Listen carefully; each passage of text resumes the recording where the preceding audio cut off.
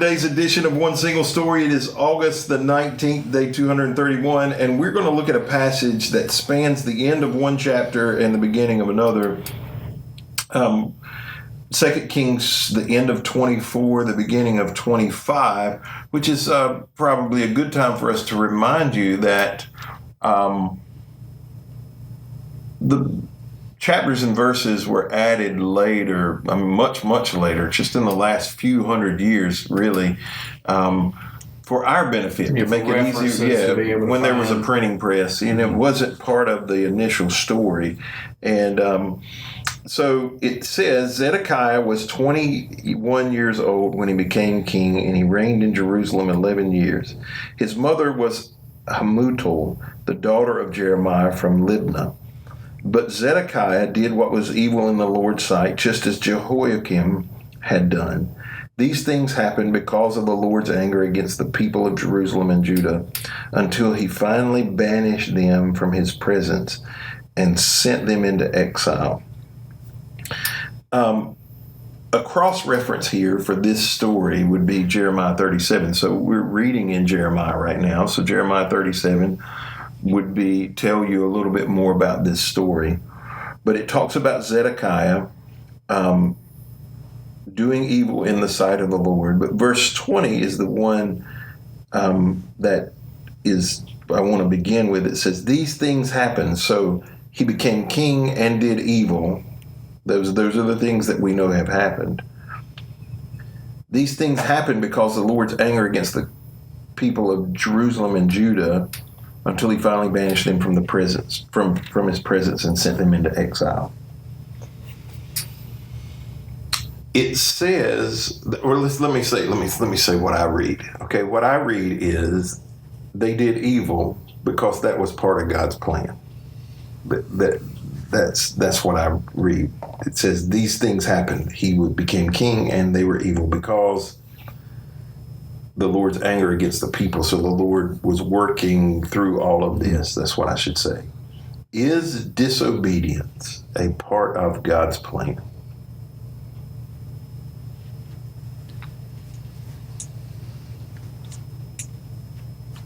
That's an interesting question. I feel like God's plan, like God knew when he created us, the creation of Adam and Eve, God knew that humanity would sin. I don't think anything catches God off guard. I think disobedience is part of that, and that God knows that we are disobedient, that we do wrong, and he has accounted for all of that in his plan. I mean, when he created us with the ability to do that, to make choices.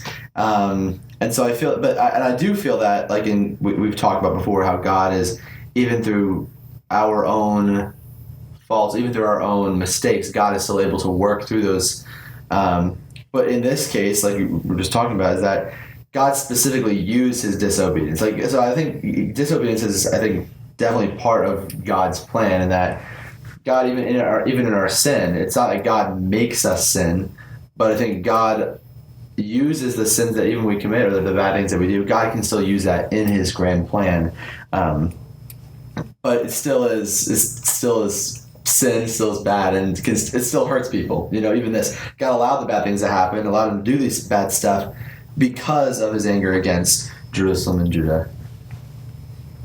Yeah, he can use disobedience. We've seen instances where he used enemies, he's used disasters to bring about his plan and purpose. He can certainly use disobedience to be a part of that. We have other stories in the Bible where people sinned, rebelled, and it set the stage for God to do what he wanted to do ultimately.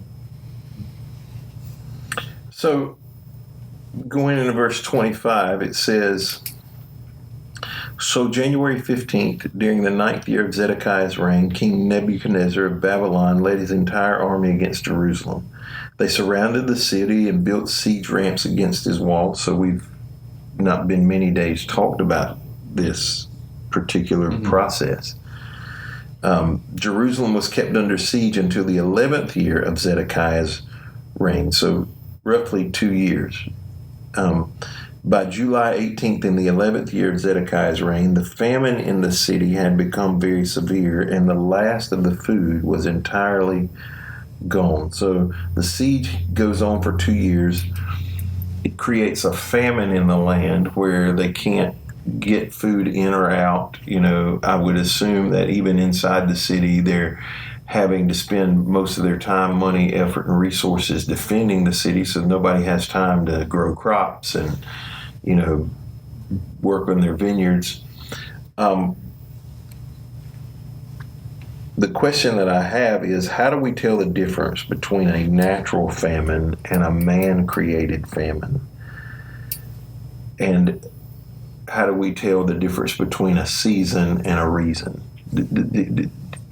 Does that make sense? So there are times things come because it's just the ebb and flow of life. I mean, it's just, you can complain when you get 75 about the devil making your knees ache if you want to, but it's a natural part of life. You're just getting old. There are, economically, for example, you can look historically in the country, it doesn't matter who the president is, there's this constant like this, up and down economically in the country. It's almost consistent, no matter who's in charge and who's not in charge. There's this constant wave. So some things just come in seasons. Fall happens, winter happens, whether we like it or not. There are other things, though, that happen for a reason. They're trying to get our attention, and we should pay attention. So how do we tell the difference between a seasonal natural famine in our life and a man-created one, either some other man or I? And how do we tell the difference when things come for a season or for a reason?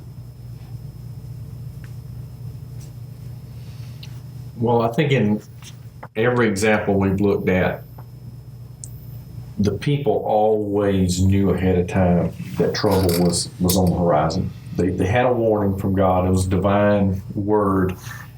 He was trying to be gracious to them, and they had opportunity to make some choices and decisions that the end result would have been different.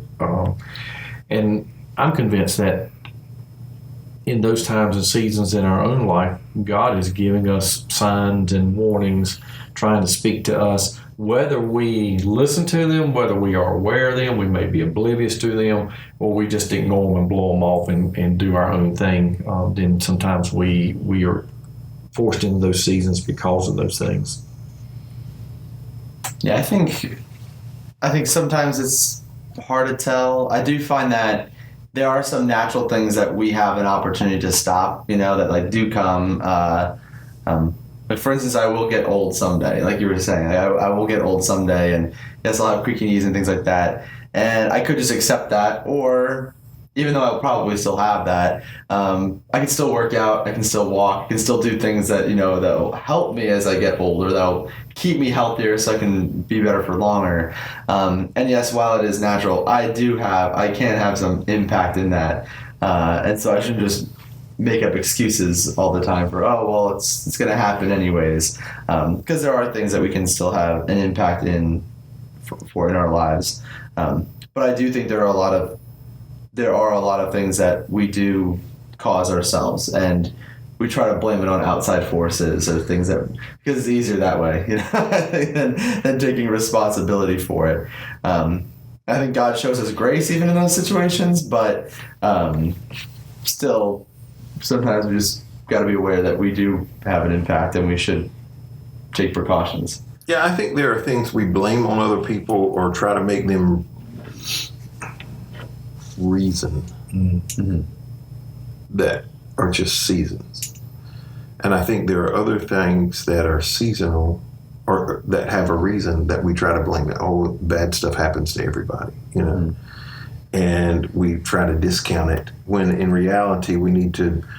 I think it requires some prayer and some discernment to know what is a reason and what is a season, So it goes on in verse 4 and it says, "Then a section of the city wall was broken down. Since the city was surrounded by the Babylonians, the soldiers waited for nightfall and escaped through the gate between the two walls behind the king's gardens. Then they headed toward the Jordan Valley, but the Babylonian troops chased the king and overtook him on the plains of Jericho, for his men had all deserted him and scattered him and scattered. They captured the king and took him to the king of Babylon in Riblah, where they pronounced judgment upon Zedekiah. So I just want to stop there because I want to talk about the last verse in just a moment.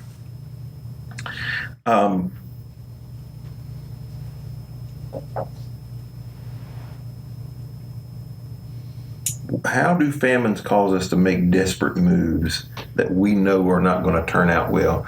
The soldiers here who have been fighting for 2 years get an opening in the wall. They wait for nightfall because it's interesting. There wasn't a lot of fighting that happened in the dark. You know, they were. We don't read them a lot, but there were rules of engagement.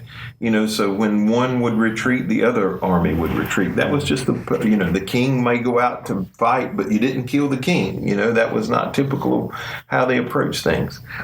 So apparently the siege has stopped for the night. And the soldiers bail, take off out of the city as fast as they can. How do famines cause us to make desperate moves that we know when we make it, it's not going to turn out good? Well, things have gone from bad to worse under the siege over this long period of time. They're about out of food, and when the section of the city was broken down, I think it's apparent, it's imminent. They're coming in, and you know the length of the siege has played, you know, in their minds, their bodies. The fear is all around, and I think they sense that this is the end, and rather than staying and fighting, they look for an opportunity to escape. And you said famines, particularly long periods of time, I think lead us to oftentimes make decisions that are irrational that we otherwise would not have considered. And it's typically a flight response, and we're just looking to escape, to get out from the motive. Anything's got to be better than this. I think we get to a place where our judgment can be impaired, you know, because we've been in it for so long, or you know, we just burn so many bridges, or we've gotten so far it's like, well, might as well just go all in, you know, make this as bad as possible. I can think of times when I've gotten in arguments and I realize most of the way through the argument I'm in the wrong. Yeah, I still go on. Back it up. No, I'm not gonna. I can't back up now. You know, I can't show weakness now. And even though I know it's not going to pan out any better. That's never happened with your wife, I'm sure. Oh, never, of course. But she's always right. But that's the thing. But even in that, it's like, well, I can't back off now, even though it's the right thing to do. I should just back off. I'm wrong, you know. But yeah, we make worse judgments, you know, and they bite us in the butt later. Yeah. So it says there in verse 5, it says they overtook the king because all the men had deserted him and scattered. In the time that his men needed him the most, they ran from him. Why does it feel like people desert us in the worst of times? It's easy to support someone when things are going good or when they have some benefit to you as well. You know, I think it's when there's that, but when they are asking a lot of you, when they are in a difficult time, it takes a lot more energy from you to support them, to be there for them, and no longer is that relationship. Sometimes no longer is that relationship you're getting as much out of it as you would hope for. And with any relationship, it is investment, you know, and there can be more payoff later, and that's not all relationships are, just payoff or what can they do for me.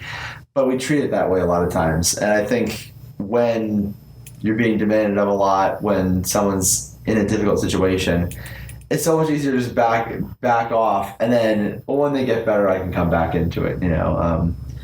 And it's not always that easy. It's not always the case. Yeah, you think about these people, the army had high positions and titles. They were respected. They were close to the king. They got a lot of benefit out of it. But there came a time when, because the length of time and the severity of it, that they said, forget all that. King really can't do anything for him at this point. And so it's every man for himself. And think what we find in our seasons of true famine and our crisis is we discover the very few people who really are committed to us, regardless of what the circumstance is and how bad or how ugly it gets, because it is easy to abandon people. It is easy to go in a different direction rather than to stand your ground and face it and to be in that conflict with somebody. Yeah, well, in general, most people are fighting their own battles. That's right. And, to pick up your battle, too, is just one more thing. So verse 7 says, Then they made Zedekiah watch as they slaughtered his sons. Then they gouged out Zedekiah's eyes, bound him in bronze chains, and led him away to Babylon. Are there some things worse than death? Yes. So we just watched Princess Bride about a month ago now for youth group. And I don't know if you know the movie. Have you seen Princess Bride? A long time ago. Okay. At the end, there's a fight scene, or there's about to be a fight scene, and the one guy, the king, he goes like, to the death, and the guy says, no, to the pain, and he has this whole monologue where he says that I'm not just gonna kill you, I'm gonna cut off your arms, I'm gonna cut off your legs, and then you're gonna have to, and people are gonna be like repulsed by you, and I'm gonna keep, and he's like, you're gonna cut off my ears. He says, no, I'm not going to cut off your ears. I want you to hear the screams of people as they look at you, in horror. And he realizes this is way worse than death, and it's kind of a bluff, in the movie. It's played off as like a funny scene, but yes, there's definitely things that are worse than death.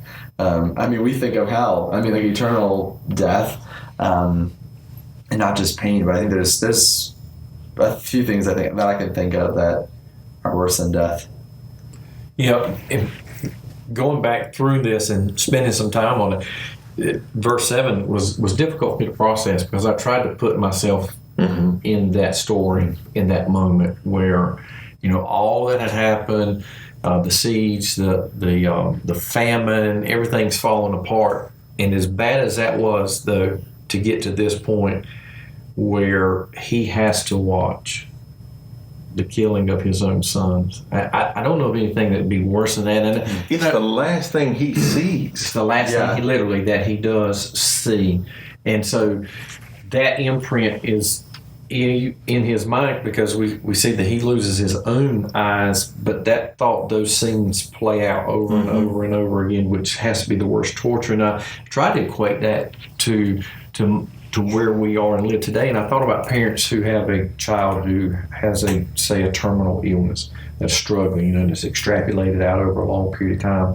The horrors of that, because you're willing to make any sacrifice, for your children because you love them dearly. But sometimes you're in situations, and then I begin to think that, some parents have children who are being slaughtered in front of their eyes, not physically with a sword, but whether it be with drugs, alcohol, addiction, strongholds, whatever it is, that are disintegrating before them, and their inability to rescue them. The pain and the anguish of that is just tremendous. It would be hard to watch. I just can't imagine that being the last scene played out in your mind forever and ever. They didn't kill him. He had to live with watching it. Yeah. And the interesting thing is Ezekiel, in Ezekiel 12, 1 through 13, he prophesies this. He prophesies that this is going to happen. And what he says is he will not see the city. And that's literal. He does not see the city. He cuts his eyes out, and gouges his eyes out. And there are some things, I hear people say divorce is worse than death. You can grieve over someone who's lost, but when you have to see a person over and over again, the difficulty of it, I think there are a lot of things in life. Well, I heard an Iranian missionary say, he said, Americans worry about dying for Jesus. He said, in Iran, dying for Jesus is easy. He said, because it's over. He said, living for Jesus is hard. That's the difficult thing. All right, let's close in prayer. Jay, you want to close us in prayer? Lord, sometimes your word is very challenging and difficult for us, and we see in this lesson today that sometimes you work through our enemies, sometimes you work through seasons of our life that we would consider to be famines that are painful and grievous for us. whatever our current circumstance and situation is, may we examine ourselves based on your word. May we hear your voice. May we listen to warnings that you may have for us. May we have a humble and repentant heart so that we can be in right relationship with you, so that not only we ourselves, but those around us and under our influence do not have to suffer unnecessarily. And thank you that you are a gracious God, that when we do those things and we do come to you, that you receive us back and you grant your forgiveness and grace. And we're grateful for that in Jesus' name. Amen.